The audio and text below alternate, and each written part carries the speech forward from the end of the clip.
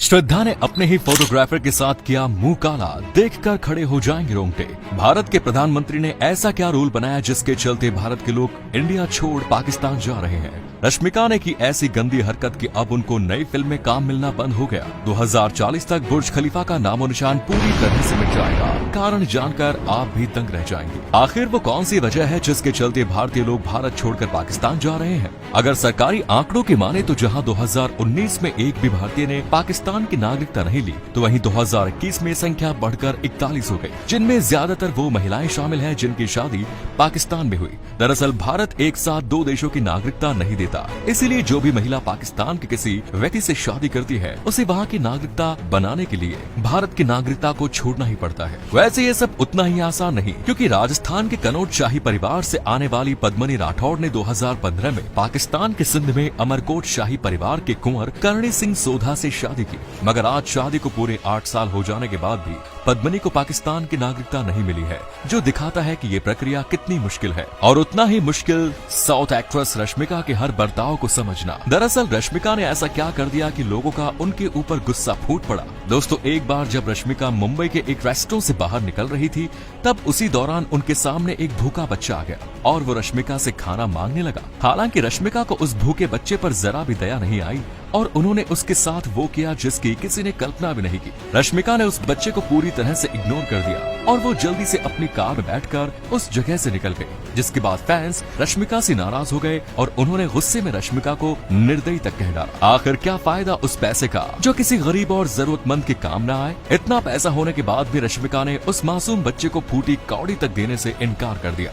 और इसी रश्मिका के अच्छी दोस्त श्रद्धा और रणबीर ने अपनी नई फिल्म को हिट करवाने के लिए किया ऐसा गंदा काम कि अब आलिया उन्हें तलाक देने की बात कह रही है। फिल्म तू झूठी मैं मक्कार में भले ही श्रद्धा और रणबीर कपूर एक साथ दिखाई दे रहे हैं, पर पिछले काफी समय से ये दोनों एक साथ नहीं दिख रहे। कारण चाहे जो भी हो, पर लोगों ने इस बात का कनेक्शन रणबीर की पत्नी आलिया भट्ट से जोड़ दिया और उनका कहना है कि आलिया रणबीर के साथ काम करने वाली फीमेल एक्ट्रेसेस से जलती है। कुछ लोग तो ये भी कह रहे हैं कि शादी और बेटी हो जाने के बाद आलिया अब काफी इनसिक्योर हो गई है, जिसके चलते रणबीर अपनी को स्टार्स के साथ मूवी का प्रमोशन करने से बच रहे हैं। और इसी श्रद्धा की पसंदीदा जगह है दुबई, जहां तो इतने मर्दों के साथ बिस्तर गर्म कर चुकी है श्रद्धा कपूर। असल गिनती आपके होश उड़ा देगी। मशहूर एक्टर शक्ति कपूर की बेटी श्रद्धा कपूर वैसे तो खुद को सिंगल बताती है, मगर पिछले समय उनके कई बॉयफ्रेंड्स रह चुके हैं। श्रद्धा के पहले बॉयफ्रेंड था आशिकी 2 का हीरो आदित्य रॉय कपूर। फिल्म भाग मिल्खा भाग से फेमस हुए फरहान अख्तर भी श्रद्धा के बॉयफ्रेंड रह चुके हैं। और ऐसा भी माना जाता है कि श्रद्धा फरहान के साथ लिव इन में रह रही। मगर ऐसी भी खबरें आई कि श्रद्धा के पिता शक्ति कपूर को ये रिश्ता मंजूर नहीं था और उन्होंने श्रद्धा को घर से बाहर निकाल दिया, जिसके बाद फरहान और श्रद्धा का रिश्ता टूट गया और वो अपने फोटोग्राफर रोहन श्रेष्ठा के साथ रिलेशनशिप में आ गई, जिसने श्रद्धा के फोन से ऐसा क्या निकाला जिससे हर तरफ खलबली मच गई। दरअसल सीबीआई द्वारा जब सुशांत सिंह राजपूत मामले की जांच की जा रही थी, तब सीबीआई के हाथ एक ऐसी सुराग लगी जिसने बॉलीवुड के कई बड़े नामों की पोल खोल दी। दरअसल सुशांत सिंह राजपूत के बिजनेस मैनेजर जया साहा के फोन से पता चला कि वो बॉलीवुड में कई सेलिब्रिटीज को ड्रग्स की सप्लाई किया करती थी। पूछताछ में एक चैट का खुलासा हुआ है जिसमें श्रद्धा कपूर जया साहा से ड्रग्स मांग रही है। इसमें जया श्रद्धा से कहती है कि जब तुम नीचे आ जाओ तो कॉल करो, मैं नीचे आऊंगी और तुम्हें ड्रग्स दे दूंगी। सुनो, मैं एसएलबी से मिलना चाहती हूँ। इस चैट में जिस एसएलबी की बात की गई है उसके बारे में बताया जा रहा है कि वो मुंबई का बहुत बड़ा अंडरवर्ल्ड डॉन है और हर अंडरवर्ल्ड डॉन की सबसे पसंदीदा जगह होती है दुबई। क्यों 2040 तक बुर्ज खलीफा को तोड़ना पड़ेगा? मौजूदा समय में इसका मेंटेनेंस कॉस्ट साल दर साल बढ़ता ही चला जा रहा है। साथ ही अब लोगों में इसको लेकर ज्यादा इंटरेस्ट भी नहीं रहा, जिस वजह से इससे होने वाला प्रॉफिट लगातार गिरता चला जा रहा है। एक्सपर्ट्स की माने तो अगर इसका प्रॉफिट रेट ऐसे ही गिरता चला गया तब साल 2035 तक बुर्ज खलीफा दुबई गवर्नमेंट को कभी भी प्रॉफिट कमा कर नहीं देगी, बल्कि ये उनके ऊपर एक बोझ बन जाएगी, जिसके बाद ना चाहते हुए भी दुबई सरकार को इसे गिराना ही होगा। और जानकारों के अनुसार साल 2040 ही वो सटीक समय होगा जब बुर्ज खलीफा बिल्डिंग दुबई से गायब हो जाएगी।